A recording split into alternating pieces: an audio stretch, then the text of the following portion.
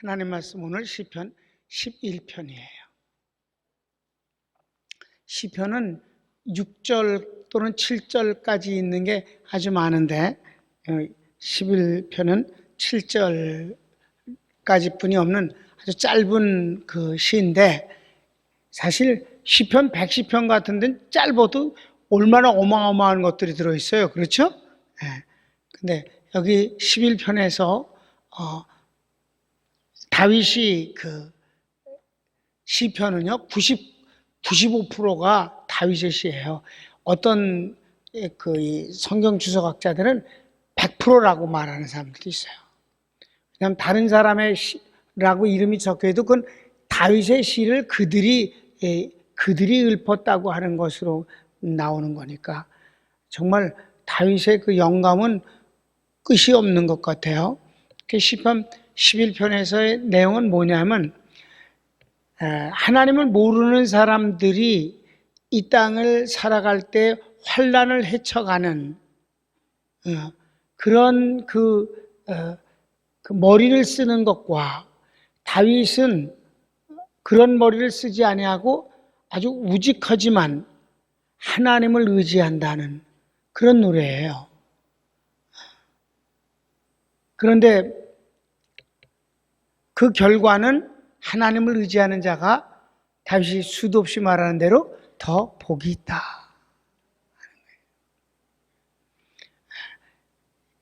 사울이 자기를 죽이려고 군대를 동원해서 쫓아다닐 때 그가 얼마나 마치 새를 잡기 위해서 하늘 전체에 그물을 쳐놓은 것 같다는 표현을 하는데, 다윗이 숨을 데가 없는 거예요. 이럴 때 사람들이 이제 산으로 도망가라, 새처럼 산으로 도망가서 숨어 있으라. 이스라엘 숨을 땐 많아요, 굴이.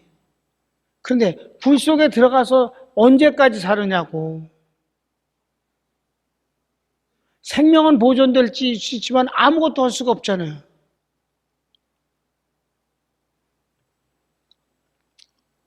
자연인이라고 소위 말하는 산속에 사는 사람들, 인간들 말이에요. 그리고 어쩌자고, 어쩌라고, 거기 살면서 뭐 어쩌라고,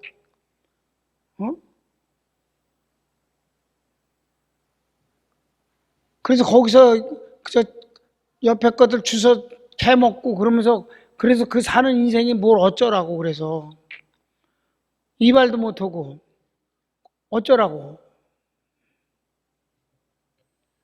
흥미로울진 몰라도 그 인생은 참으로 따분한 거예요. 자, 다윗은 이런 어려운 상황에서 어떤 마음을 먹고 살았는가를 보면은 참 아주 귀한 은혜를 우리가 받을 수가 있어요. 오늘 밤에 여러분이 하나님 앞에 나왔는데 꼭 이 11편을 통해서도 여러분의 신앙적인 어떤 도움과 지혜를 얻게 되길 바랍니다. 1절 다 같이 보실까요? 시작. 내가 여호와께 피하였거늘 너희가 내 영혼더러 새같이 네 산으로 도망하라 함은 어쩌민고. 1절에 나는 여호와께 피하는데, 사람들은 그래봤자 소용없다, 산으로 피해야 된다. 왜냐하면 이스라엘 땅은 석회암으로 된 산이기 때문에 굴이 많아서 그걸 못 찾아요. 피할 수 있어. 그게 어쩌라고. 사람에게 도망가는 것으로 끝나는 게 아니잖아요. 여러분, 여호와께 피한다는 말은요, 도망이 아니에요. 보호하심을 받는 거고, 더 큰 일을 도모할 수 있다는 것이 중요한 거지. 나는 여호와께 피하였거늘 사람들이 날들어 산에 새처럼 가서 숨어 있으라고 한다. 2절 말씀 시작. 악인이 활을 당기고 살을 시위에 먹으며 마음이 바른 자를 어두운 데서 쏘려 하는도다. 이렇게 어려워요, 상황이. 여기 이제 3절까지 시작. 터가 무너지면 의인이 무엇을 할꼬. 이렇게 어려운 상황에 자기가 처해 있다. 그렇지 않겠어요? 왕이 군대를 동원해서 한 사람을 죽이려고 쫓아다니니 그 한 사람이 어떻게 피하겠어요? 그러니까 원수의 나라인 골리앗을 죽인 나라인 블레셋 가서 미친 채 하면서 생명을 유지하기도 했고, 충성하는 채 하면서 속여갖고 거기서 생명을 보존하는 일까지 있었잖아요. 너무 어렵단 말이에요. 그렇지만 그가 블레셋을 의지한 건 아니고 그 왕을 의지한 것도 아니에요. 하나님을 의지하는 가운데서 그럴 수밖에 없었다는 것이, 언제든지 어디서든지 그랬다는 거예요. 자, 4절부터 보면 이제 다윗이 어떤 마음으로 살아가는가 봅시다. 시작. 여호와께서 그 성전에 계시니 여호와의 보좌는 하늘에 있으며 그 눈이 인생을 통촉하시고 그 안목이 저희를 감찰하시도다. 아주 중요한 말이에요. 여기 하나님이 계신 곳을 두 곳으로 말하고 있어요. 잊지 말아야 돼요. 하나님의 보좌는 하늘이라는 거예요. 오리지널. 그러니까 하늘이라는 말, 하늘이 하나님의 보좌라는 게 거기 앉아 계시다는 거예요. 거기 앉으시니까 뭘 보는가? 모든 것을 통촉하신다는 거예요. 모르는 게 없고 보지 않는 것이 없다는 거예요. 쫓아오는 자도 있고 올무를 놓은 자도 있고 숨는 자도 있고 다 보신다는 거예요. 그런데 또 한 군데가 있어요. 주님이 어디 계신다? 성전에 계신다. 이거는 사람을 만나러 오신 주님이에요. 아멘. 성전은 하나님을 만나는 곳이잖아요. 만나는 방법이고, 그러니까 성전에 왔다는 말은 곧 저가 하늘 보좌는 올라갈 수 없지만 성전에 가면 만날 수 있잖아요. 이땐 사실 성전이 없었을 때예요. 다윗이 이때는 회막이 있었을 뿐이에요. 그 마음에 항상 성전을 그리는 거예요. 하나님, 그래서 시편 27편이 그래서 나온 거예요. 내가 여호와께 구했던 한 가지. 그때도 원수가 자기를 죽이려고 그런다. 원수가 내 살을 먹으려고 내게 다가왔다가 실족하여 넘어졌네. 군대가 나를 향하여 진을 질지라도, 사실 그게 그냥 시적 표현이 아니라 실제란 말이에요. 사울이 군대가 진을 쳤잖아요. 그런데도 불구하고 저가 뭘 구해요? 내가 여호와께 한 가지 그것을 또 구하였던 그것을 또 구하리니 내 생전에 과거, 현재, 미래까지 하나만 구하겠습니다. 나로 하여금 주님의 전에서, 성전에서 주님의 아름다움을 앙모하게 하실 그것입니다. 하나님으로부터 무엇도 중요하지만 그보다 더 중요한 건 하나님 자신의 아름다움을 구합니다. 그 시편 27편이 다윗이 주님을 구하는 것에 가장 대표적인, 시편 27편을 보면 나머지 시는 다 저절로 해석이 되는 거예요. 다윗은 하나님으로부터 무엇을 구하는 것도 많아요. 그러나 그가 정말 구한 것은 하나님 자신이에요. 하나님 자신의 아름다움을 구합니다. 왜? 과거에도 오늘도 내 인생, 내 앞날에도 오직 한 가지, 그게 한 가지라는 게 뭐 종류로 한 가지겠어요? 그게 그 한 가지가 바로 모든 구하는 것의 첫째요, 우선이요, 중심이란 뜻이지. 여기서도 마찬가지예요. 나는 원수가 이렇게 나를 죽이려고 진을 친다 치더라도 나는 주님을 의지할 것이고, 주님이 하늘 보좌에 계시고 또 성전에 계시다. 내가 성전에서 주를 뵙고 그를 의지한다. 그분이 모든 것을 통촉하시니 그게 중요한 거예요. 나도 통촉하시지만 원수도 살펴보고 계시다는 거예요. 이제 5절을 보면 시작. 여호와는 의인을 감찰하시고 악인과 강포함을 좋아하는 자를 마음에 미워하시도다. 딱 보고 계시는 거예요. 의인을 감찰하신다는 말은 불꽃같은 눈으로 지켜주신다는 거예요. 그러니까 주님을 의지한다는 거예요.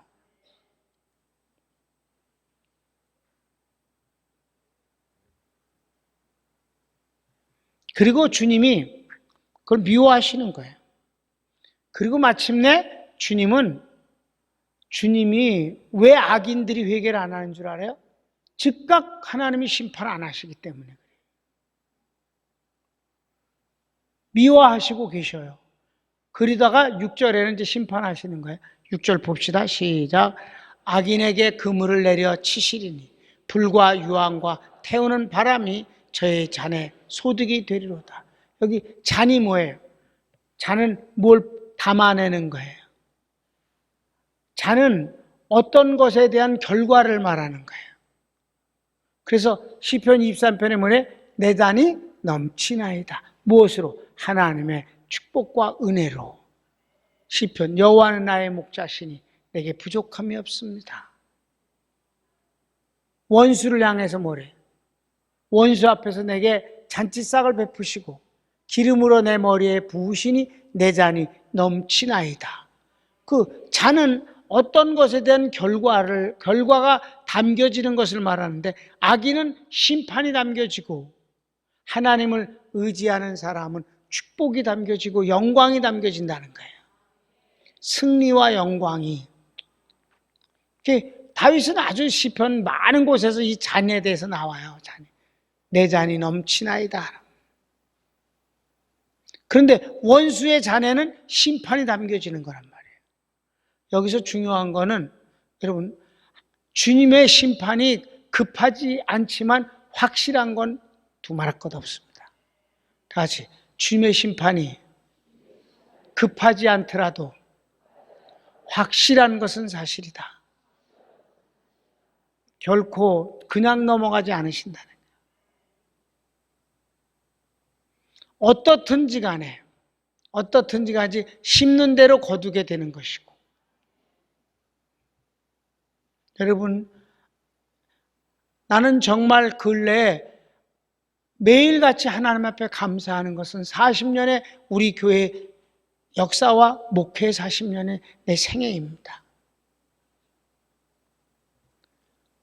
어마어마한 분량을 수확하진 못했어도 정말 아름다운 것을 수확하게 해주셨다.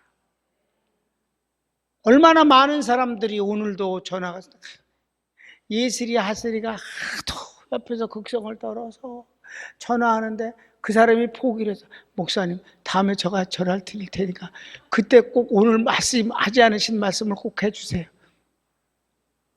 알았습니다. 네, 약속하겠습니다. 심는 것을 거둘 뿐이에요. 다른 방법은 없습니다. 다른 건 없어요. 다시, 하나님은 만홀히 여김을 받지 아니하시나니 누구든지 심는 대로 거두리라. 그게 끝이. 하나님은 바구버 취급당하지 않는다는 거예요. 그래서 하나님은 직접 챙겨내서 막 이렇게만 하시는 게 아니라 그냥 대부분은 심는 것을 거두게 하시는 거예요. 그 중에서, 그 과정에서 주님을 의지하면 주님은 도와주시는 것이에요. 그분이 하실 것을 하시면서 도와주시고 축복해 주시는 거예요. 하나님이 대신하지 않으시지만 우리가 심고 거두게 할 때 은혜와 축복을 막 공급해 주시는 거예요. 그래서 뭐라 그랬어요? 나는 심었고 아볼론 물을 주었으되 자라게 하시는 이는 하나님이시다. 그분이 하시는 게 없는 것 같아도 사실은 가장 중요한 부분을 하시는 거예요.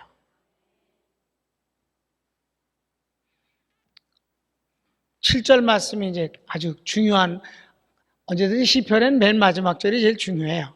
시작. 여호와는 의로우사 의로운 일을 좋아하시나니 정직한 자는 그 얼굴 배우리로다. 아멘.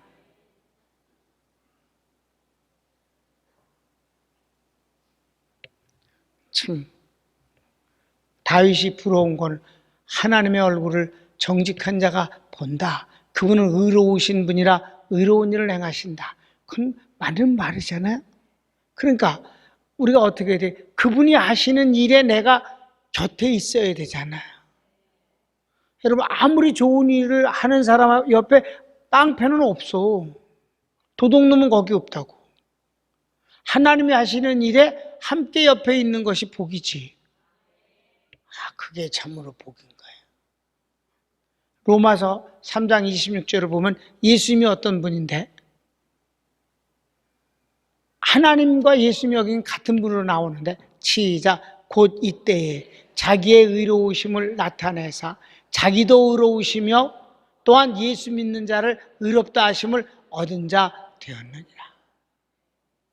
하나님, 당신이 의로우시기 때문에 우리를 의롭게 하심으로 당신이 의로워지시는 거예요. 그러니까 방금 한 얘기대로 바로 하나님이 하시는 일에 가까이 있는 것과 함께하는 일이 중요한 거예요. 그러면 놀라운 축복을 받는 거지. 그러니까 다윗은 항상 그걸 생각하는 거예요. 내가 원수가 이런저런 머리를 잔대가리를 많이 굴려도 나는 거기 하지 아니하고 하나님 편에 있겠다. 그러니까 하나님이 어떤 곳에서도, 여러분, 다윗처럼 환난이 심한 사람은 없었어요, 세상에. 환난 없는 성공은 없어. 가만 보면. 여러분, 환난이 없는데 어떻게 승리가 있어? 전쟁이 없는데 무슨 승리가 있겠어? 그래, 안 그래? 여러분, 병이 없는데 어떻게 치유가 돼? 본래부터 무지하게 무슨 부자가 된다는 걸 실감하겠어? 넘어졌던 사람이 일어나는 것이 중요한 것이지. 그래야 그 은혜를 잊지 않는 것이지. 하나님은 원래 의로우신 분이라 우리를 의롭게 하심으로 당신의 의로우심을 드러낸다. 그러니까 여기서 좀 더 발전해서 말하면, 여러분이 하나님의 일을 하고 있다면 하나님이 여러분을 도와주셔야만 되는 거예요. 왜냐하면 하나님의 일을 열심히 하는데 아프다. 하나님이 손해나는 거지. 하나님이 의롭게 하심으로 하나님이 또 의로운 분으로 드러나시는 거예요. 이게 하나님과 같이 가면 배짱이 생기게 돼 있는 거예요. 다윗이 정말 하나님을 잘 알고 있는 사람이에요. 난 시편을 연구할 때마다 그 부러운 것은, 물론 하나님이 계시를 주시니까 하나님에 대해서 다윗이 너무 잘 알고 있었겠지만은 정말 하나님을 잘 알아. 그래서 그가 당연하게 말하는 것이, 아주 당연하고 쉽게 말하는 것이 보통 사람들은 너무 어려운 지경을 하고 바라보는 거지. 잘 들으세요. 복음을 알면 아름다운 신앙생활을 당연하게 할 수 있어요. 막 힘주고 긴장하고 기합을 넣고 그러지 않고, 이벤트로 며칠만 굉장히 잘하고 그러지 않아요. 상당한 수준을 당연하게 자연스럽게 해낼 수 있는 것이 복음의 능력이다. 아멘.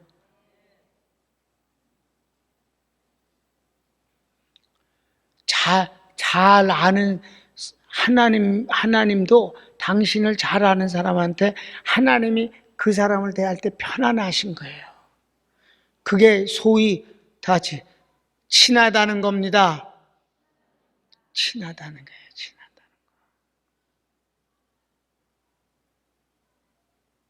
다윗은 하나님하고 정말 친했어요. 그래서 하나님이 뭐랬어요? 다윗을 볼 때마다 내 마음이 기쁘다 그랬어요.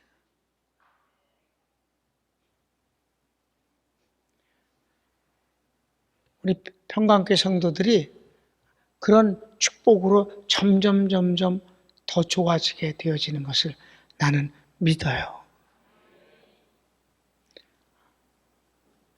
사람에게 보이기 위한 이벤트나 그 꾸밈의 충성이 아니라 하나님을 사랑하는 마음으로 하는 것. 누가 뭘 해도 주님과 나와 서로 받은 기쁨은 알 사람이 없도다. 여러분 속에 하나님과 여러분 사이에 아름다운 그 근사한 비밀이 한두 가지는 있게 되기를 바라요.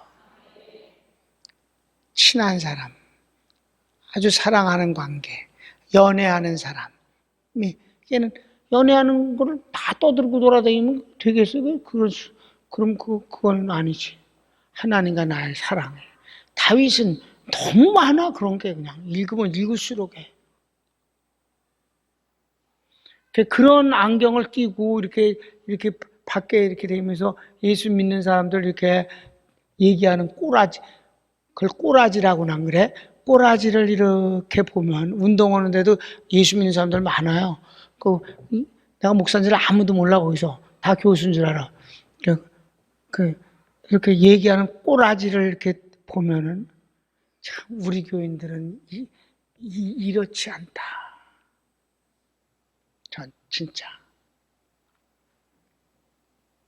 모르지, 내 앞에서만 그런지 몰라도. 그래도 그렇지 않은 것 같아. 난 진짜 그렇지 않은 것 같아. 왜냐하면 뭘 보여주기 위한 것이 아니니까. 정말 오늘 말씀 중에서 주님의 심판이 급한 것은 아닐지라도 확실한 것은 사실이다. 하나님은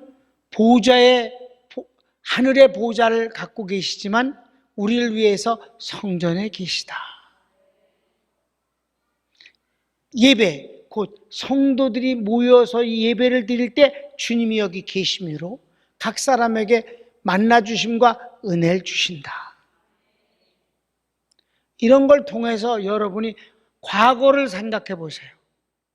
여러분이 지금 얼마나 은혜와 축복을 받았는가를 지난 날을 살펴보시고 그때의 자기의 모습과 오늘의 나의 모습을 한번 생각해 보시면 하나님이 여러분에게 은혜와 축복을 주셨음을 확인하게 될 것입니다. 아니, 모든 것이 다 잘 될 수는 없어요. 지금도 문제는 있는 것이고 자식들의 문제가 계속 있는 거고. 그래, 왜냐면 그 새끼들은 이제 잘하니까 속을 박박 새기겠지 앞으로도. 다 그런 게 있어. 어쩔 수가 없어. 그러는 과정에 주님이 주시는 은혜가 또 확인되는 거지.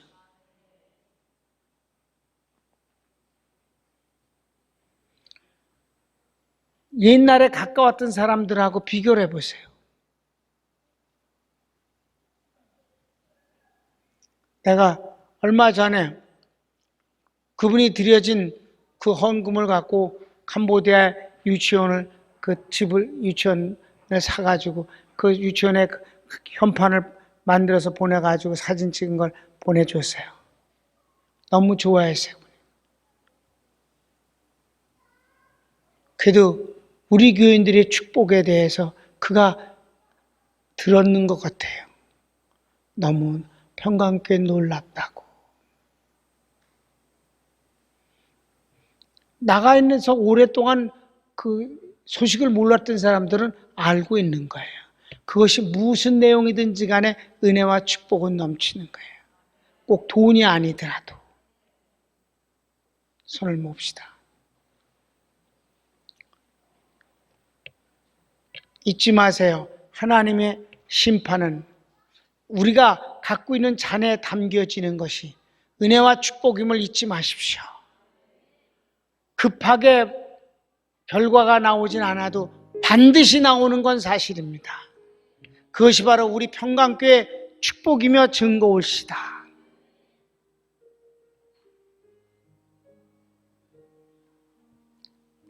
하늘의 보좌를 갖고 계신 분이 우리를 만나기 위해서 성전에 오셨습니다. 예배 때마다 그분은 우리를 만나 주십니다. 하나님을 사모하는 정직한 믿음은 하나님의 얼굴을 뵙는다고 했습니다. 사랑하는 여러분, 주님의 은혜를 체험하는 게 주님의 얼굴을 뵙는 것입니다. 그분의 코와 눈을 봤다는 뜻이 아니라 주님을 만나는 것이 주님을 뵙는 것이지요. 주여 한번 부르기도 할까요? 주여, 사랑하는 주님 감사합니다. 축복하시는 주님.